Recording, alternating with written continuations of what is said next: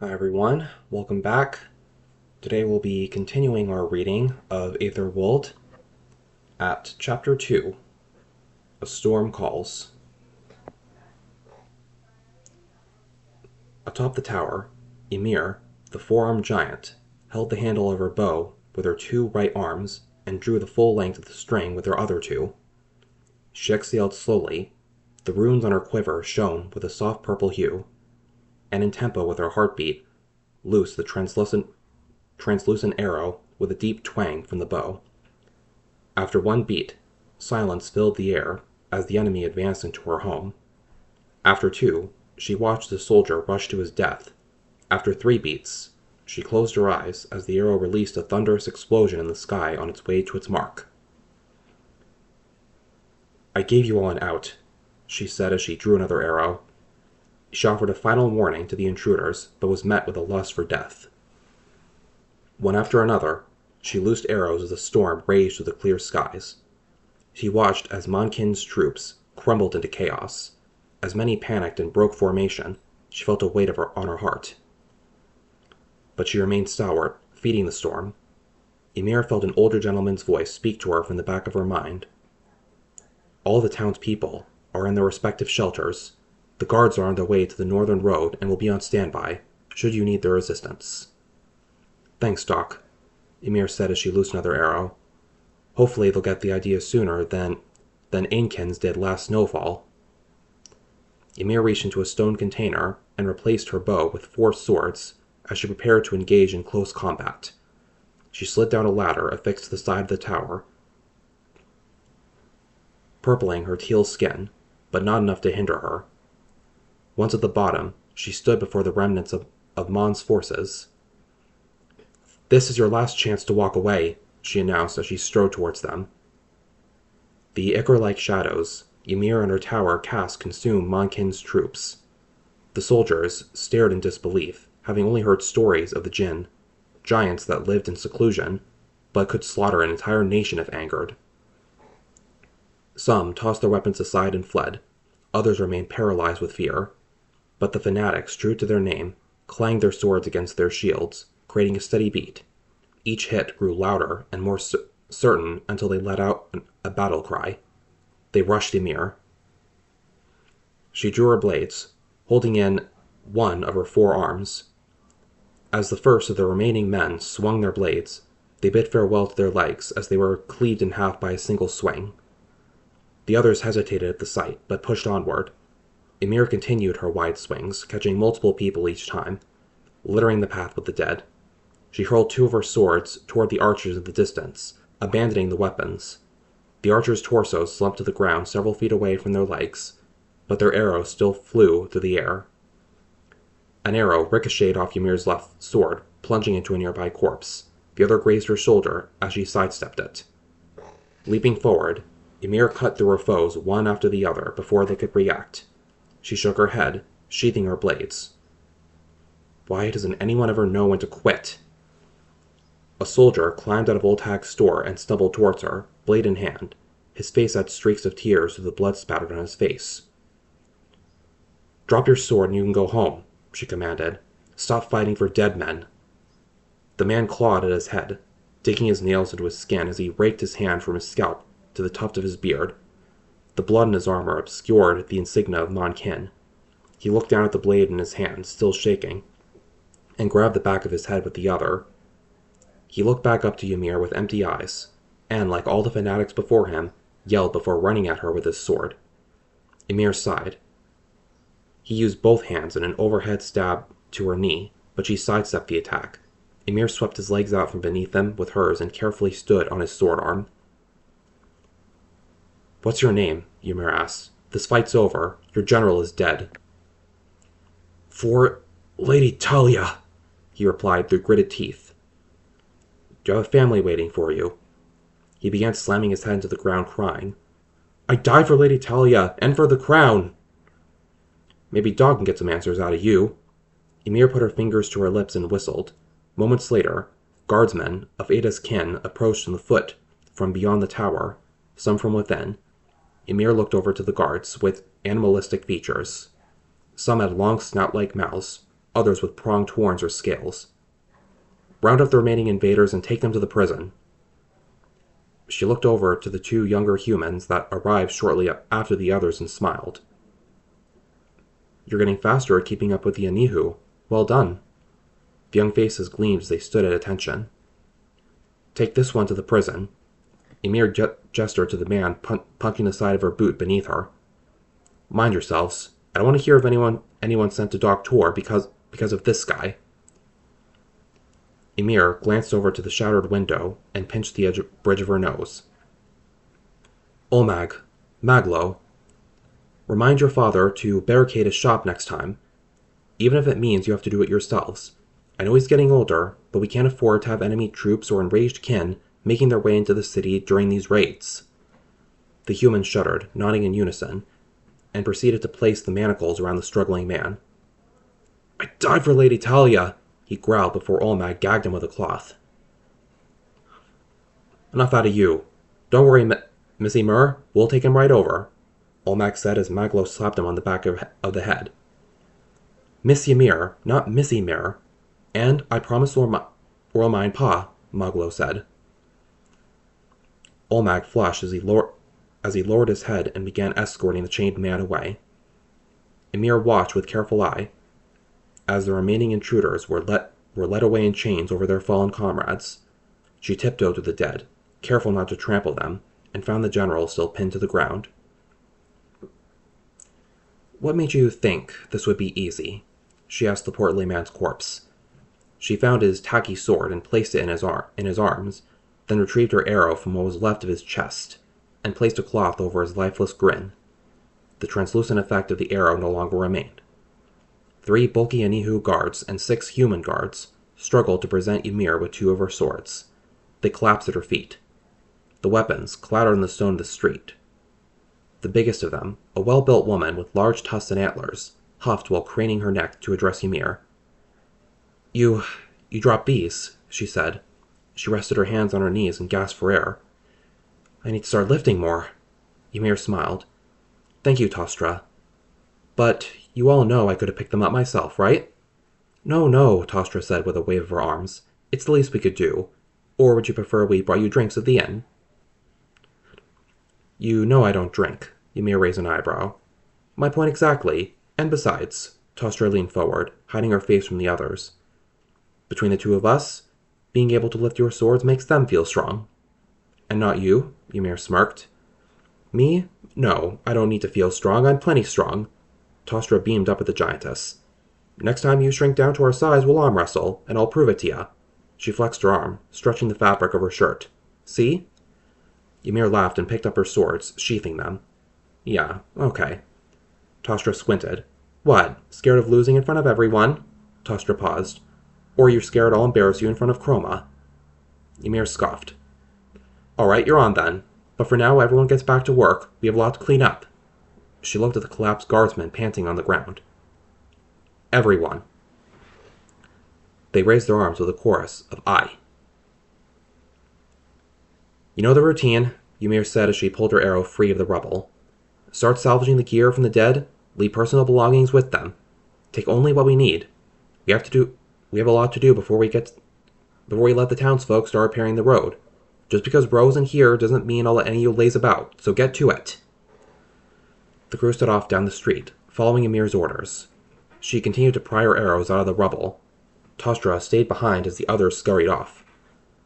The two looked down the red-painted street, littered with entrails.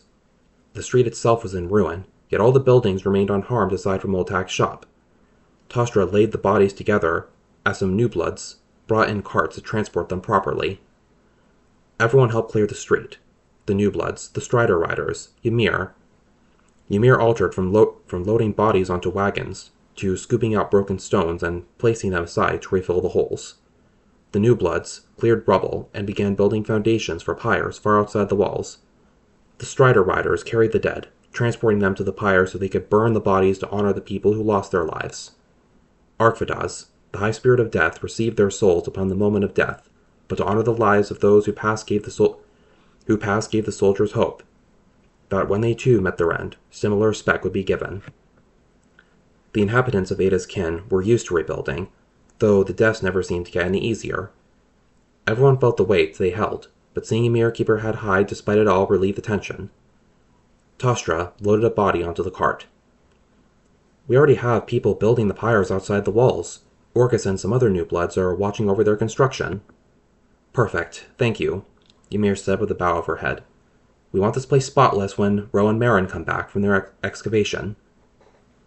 Ymir snapped one of the broken arrows into pieces, small enough so they could fit in the cart. What are they searching for this time? Tostra asked. Even if I knew, I probably wouldn't be able to tell you. Ymir gave her a small smile. Marin mentioned something about portals. What's a portal? Ymir shrugged with all four arms. As I said, I probably wouldn't be able to tell you. I don't understand much of her research. All that matters is she understands it. I mean, she taught me how to connect with Aether better than any of my family ever could have. Huh, maybe I could get her to teach me how to channel energy. Then I could take you on at your height. Tostra laughed as she loaded the last corpse onto the cart, and Ymir lifted it up under her arms. Ymir smiled. If you can learn to combine 3 elements, I'll gladly get into a brawl with you. Tostra pointed up at Ymir, grinning. I'll hold you to it. A few hours later, Ymir walked toward the tower. She stretched her arms, and wiped the sweat from her brow. She untied her hair, letting it fall down her back. She climbed the last rungs of the tower's ladder and looked over at Ada's kin. Denizens exited the raid shelters located below the city. Workhands hurried to aid the guards clear out the remaining rubble and repair the road. The shopkeepers removed the boards protecting their stores. Oltag, the general goods vendor, swept up shattered glass from in front of his shop.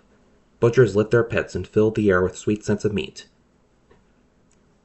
I'm happy peace has finally returned to Ada's kin, Ymir thought to herself. She unstrung her bow, placed it in a stone container, and sat. She wiped the blood of her swords and wetted them. I wonder when Ro and Marin will be back from their trip. It's already been a few weeks. I wish they would have invited me along. No, it's been a while since it was just the 2 of them. They deserve it. I wonder if Marin's health's getting any better. I'm sure the research is keeping her occupied. A shadow loomed over her as a man with massive feathered wings descended. He hovered above her, making a point to look down at her. The runners have continued north over the horizon. You really should have finished them all off. My lord will not be pleased. She took a deep breath and refused to meet his gaze. I don't care, Mulo. You could have helped. Ymir finished sharpening her blades and placed them in the stone box, along with her bow and arrows. You know you've been here for just over a year, and still, I don't know who that lord of yours is.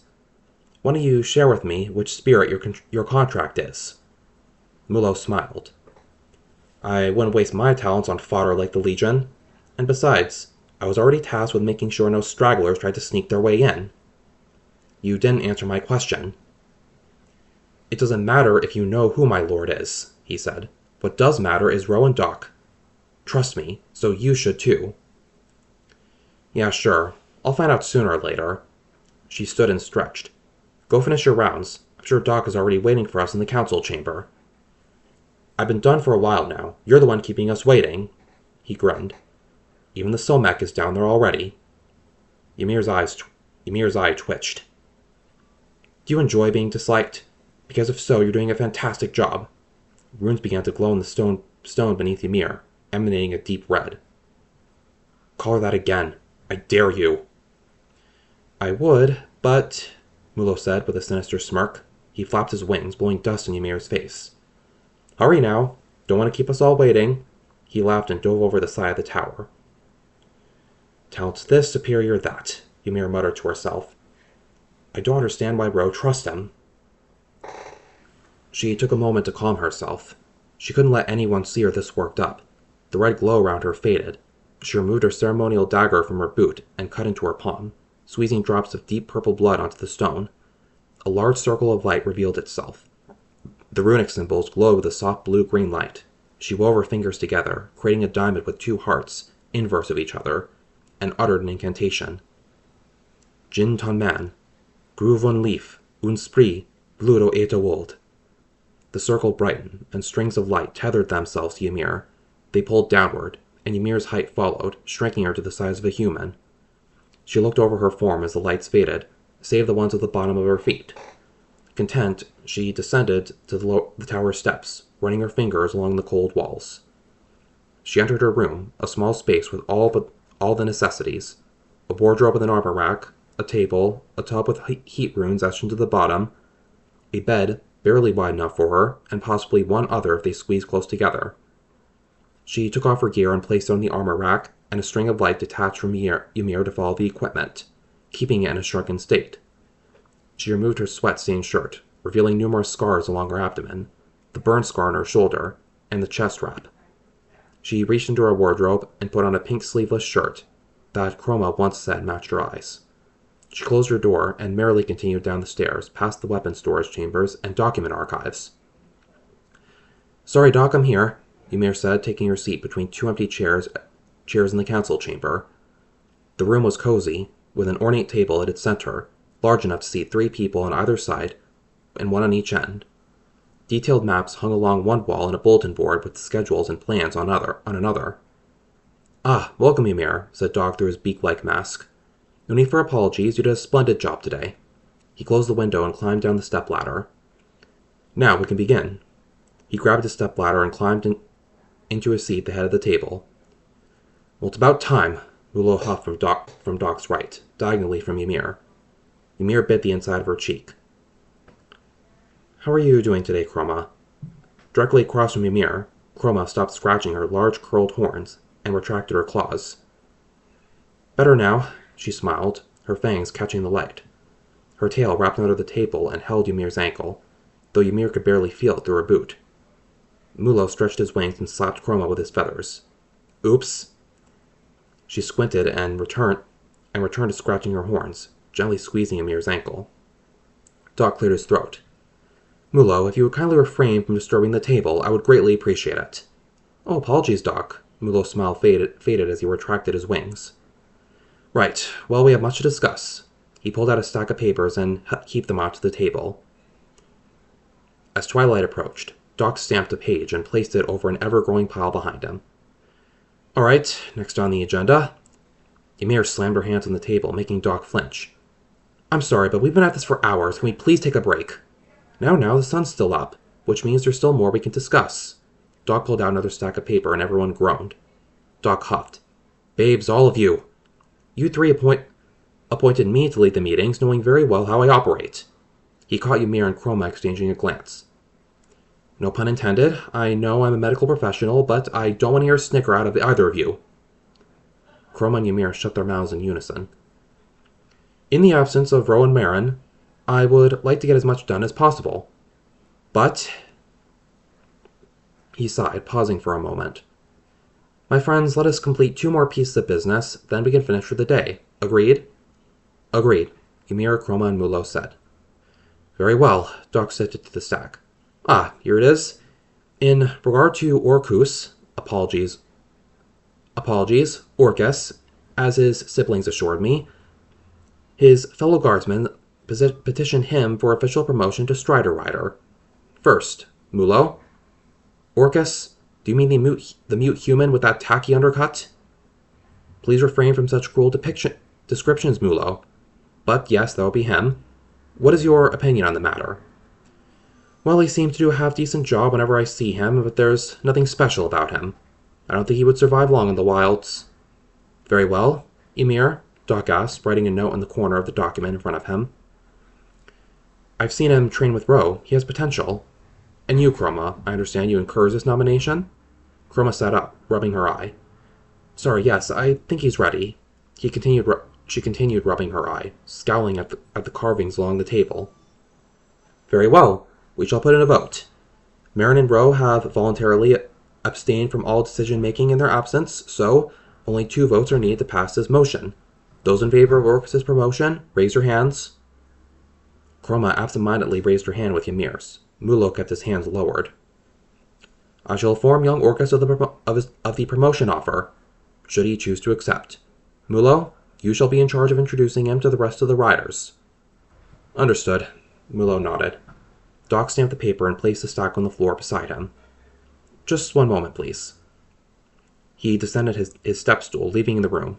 He returned a few minutes later with a feather case and stood on a seat at the end of the table.